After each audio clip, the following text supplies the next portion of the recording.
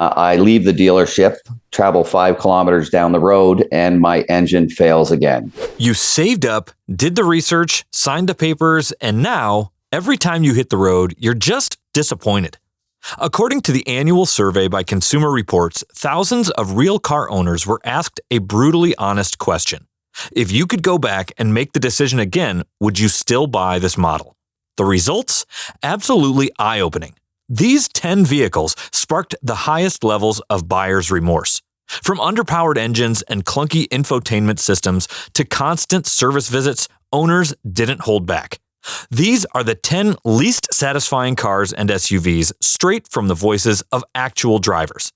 And if you're into smart car content that helps you avoid regret, hit that subscribe button and give this video a like. Number 10, Nissan Altima. The latest redesign came in 2022 for the 2023 model year. Nissan updated the front grille, added sleek LED headlights, and introduced a larger 12.3-inch touchscreen with wireless Apple CarPlay on select trims. It all looked promising on the surface, but once people started living with it day to day, the complaints came rolling in. The CVT transmission is a major sore spot. Drivers describe it as sluggish, jerky, and disconnected, often revving high without delivering much acceleration. It just doesn't feel right. Then come the reliability issues. Some owners have experienced sudden power loss, while others have run into engine and transmission problems way too early in the car's life. And despite the tech refresh, the infotainment system still frustrates with frozen screens and Bluetooth dropouts. Many Altima owners ended up regretting their purchase entirely. It wasn't just a mismatch, it was a letdown. When Consumer Reports asked if you could make the buying decision again, would you still choose this model? 52% of owners said nope. Number 9, Audi Q8 e-tron. Now let's talk about the luxury electric contender, the Audi Q8 e-tron. This SUV got a refresh in late 2022, renamed from the original e-tron to the more upscale Q8 e-tron. Audi even introduced a sporty SQ8 version and updated its sleek styling and electric performance. On paper, it sounds like a winner. All-wheel drive, air suspension, and a quiet, high-tech interior. But for many owners, the experience didn't match the promise. One of the biggest issues? Charging. Owners report unreliable home charging, limited compatibility with public stations, and range estimates that fall short of what was advertised. Some say they're barely getting 150 miles on a full charge. The tech also frustrates. Infotainment glitches, random sensor errors, and system reboots have made even daily drives feel like a hassle. Add in high ownership costs and multiple software-related recalls, and the shine wears off fast. So when Consumer Reports asked owners if they'd make the same decision again, 53% said no, they wouldn't buy the Q8 e-tron. Number 8, Infiniti QX60.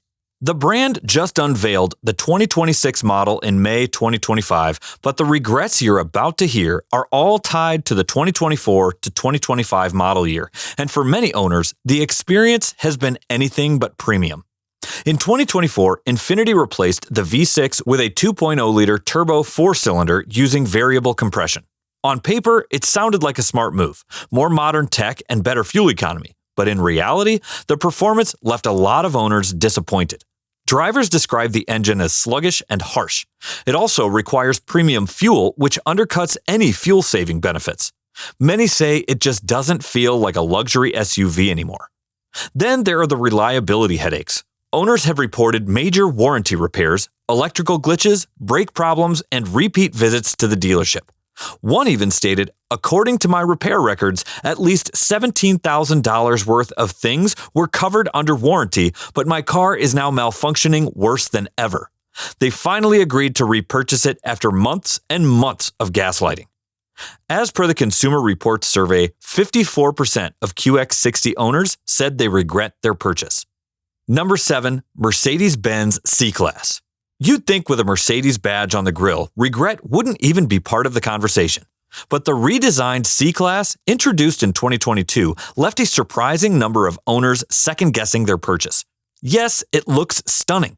Yes, it's loaded with futuristic tech, and yes, the cabin gives off serious S-Class vibes. But all that glamour fades fast when the experience doesn't deliver. One of the biggest frustrations? The tech that was supposed to impress. Owners complain about infotainment glitches, system crashes, and blank screens, some within weeks of ownership. You get the feeling that too much of the driving experience is tied to software that just isn't ready for prime time. Then there's the cost of ownership. Even routine service maintenance can feel outrageous, and electrical issues are more common than anyone expects at this price point.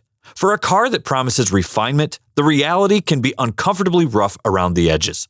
When Consumer Reports asked owners if they'd do it all over again, 55% of C-Class owners said a big no. Number 6. Toyota Corolla Cross. The Corolla Cross seems like a no-brainer. Toyota reliability, decent price, SUV practicality. But for a lot of owners, the daily drive left them unimpressed. Let's start with the ride. The Corolla Cross's suspension tends to transmit every bump on the road, leading to an uncomfortable ride. It doesn't absorb rough pavement well, so even small cracks feel amplified inside the cabin. Under the hood lies a 2.0-liter four-cylinder engine that's about as bog standard as it gets. It's paired with a CVT that drones loudly, and the combo feels sluggish when merging or climbing hills. It just doesn't deliver the power or smoothness drivers expect, even in a small SUV. Inside, the story doesn't get much better. The seats are stiff and unsupportive, especially on longer trips. Rear legroom is tight, and the cabin materials, especially in the lower trims, feel basic and cheap. There's limited storage, and the infotainment system feels at least a generation behind. So while it scores on reliability, 55% of Corolla Cross owners told Consumer Reports they regret the decision. Hey, before we check out the next one on the list, quick favor. If you're getting any value from this video so far, go ahead and smash that like button. Number 5. Nissan Sentra. The Nissan Sentra draws people in with two big selling points: an affordable price and good fuel economy. For budget-conscious buyers, it seems like a smart choice. But for many owners, the experience hasn't lived up to expectations. While newer Sentras have improved over older generations, issues with the CVT transmission still pop up. Some drivers report shuddering, juddering, or sluggish acceleration, especially when merging or climbing hills.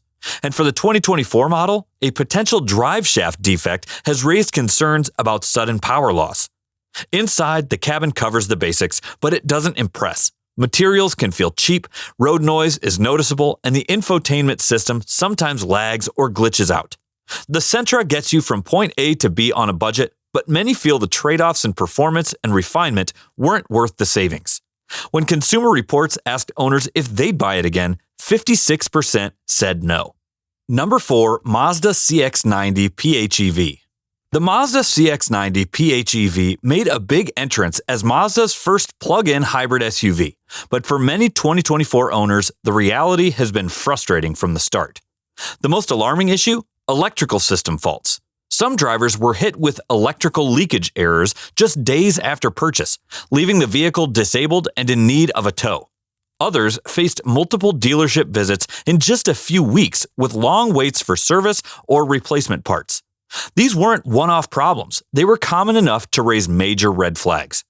Consumer Reports gave the CX-90 PHEV a reliability score of just 15 out of 100, reflecting those early headaches and a rough launch for this brand new powertrain.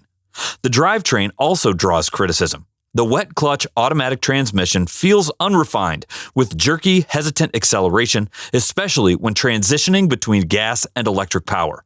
And finally, there's the ride itself. The suspension is stiff, and with the added weight of the hybrid system, it amplifies bumps and road imperfections. Instead of feeling premium, the ride often feels unsettled. When Consumer Reports asked if they'd buy it again, 59% of CX-90 PHEV owners said nope. Number 3. Volkswagen Taos. The Taos looks great on paper, compact, fuel efficient, and surprisingly roomy. But for a lot of owners, that first impression didn't last long. One of the biggest pain points? Transmission issues, especially in all-wheel drive models. Those come with a 7-speed dual-clutch automatic, and owners have called it everything from clunky to drunk. It hesitates in stop-and-go traffic, lurches unpredictably, and often feels confused at lower speeds.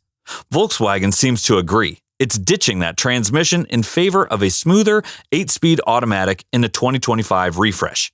Then there's the braking system. Many drivers report needing rear brake replacements as early as 12,000 miles.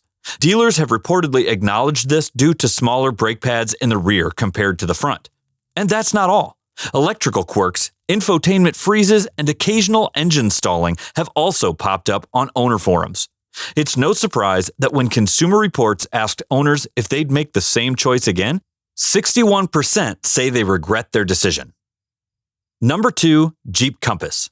The Jeep Compass looks the part, compact, stylish, and somewhat rugged looking, though it's not a true off-road SUV. But that's about where the good stuff ends. First, the transmission. It comes with a 9-speed automatic, but owners report hesitant shifts, awkward downshifts, and jerky behavior, especially in stop-and-go traffic. One driver described it as lurching forward randomly, even on the highway. Brake issues follow close behind. Some owners needed rear pad replacements shockingly early, while others dealt with persistent squealing and grinding even after dealership visits. Then there's the tech. The Uconnect system can freeze, sensors misfire, and dashboard warning lights flicker for no clear reason. A few owners even experienced no-start problems and electrical alerts within the first month. And to make matters worse, the Compass struggles with resale value. Its shaky reliability record causes it to depreciate faster than many Japanese and Korean competitors. So when Consumer Reports asked, would you buy it again? 62% of Compass owners said, hell no. Number 1, Jeep Grand Cherokee PHEV 4xe. Yes, another Jeep SUV. And this one's winning the title of the least satisfying new vehicle on the annual CR survey. Jeep's flagship plug-in hybrid had all the right ingredients: off-road chops, electrical driving range, and upscale features. But owners quickly found themselves dealing with more drama than drive time. Electrical gremlins are the main villain. Reports include the vehicle suddenly shutting down mid-drive, warning lights flashing like a Christmas tree, and the dreaded limp mode kicking in. Some owners had to call for a tow more than once. The 12-volt battery? Equally unreliable.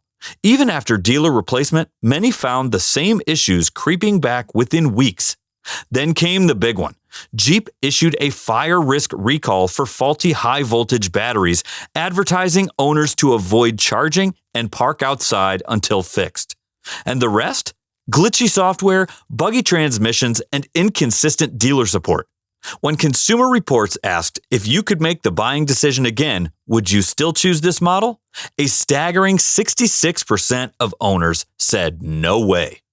Now remember, every car has its pros and cons, but when more than half of the owners say they wouldn't buy the same model again, that's worth paying attention to.